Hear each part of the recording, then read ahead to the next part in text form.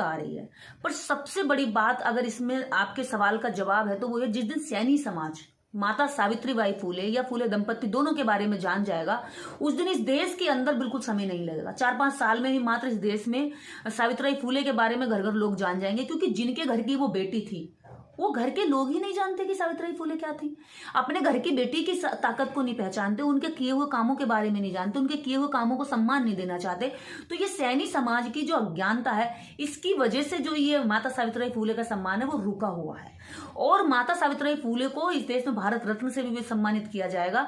इस देश के अंदर बच्चा बच्चा उनके बारे में पढ़ेगा, उनकी किताबें घर घर होंगी। लेकिन जरूरत है कि जिस घर की वो बेटी थी, जिस घर की वो माँ थी, जिस घर की वो महिला थी, उस घर, उस परिवार, उस समाज के लोगों को उनके बारे में जानना चाहिए। और सैनी समाज जो घोड़े बेच के सो रहा है उसको कोई लेना देना नहीं है।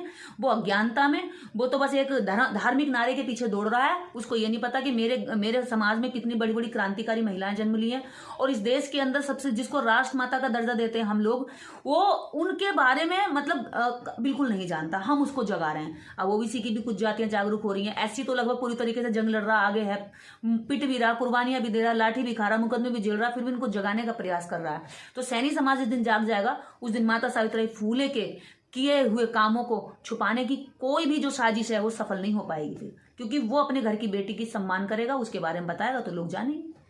आपने अभी तक कितनी महिलाओं को तैयार कर दिया है? एक और सवाल, हमने इस देश के अंदर अब तक लगभग ऐसी हजारों लाखों महिलाएं हैं जिनमें हमने पाखंड और अंधविश्वास को हटा करके उनमें वैज्ञानिक दृष्टिकोण पैदा किया है। इस भारत में अगर हम अंबेडकर राइट आंदोलन की बात करें तो अंबेडकर राइट आंदोलन पूरी तेजी से इस देश में काम कर रहा है, लेकिन उसमें भी कहीं ना कहीं महिलाओं का जो मूवमेंट था या महिलाओं में जागरूकता का जो काम था वो छूटा हुआ था।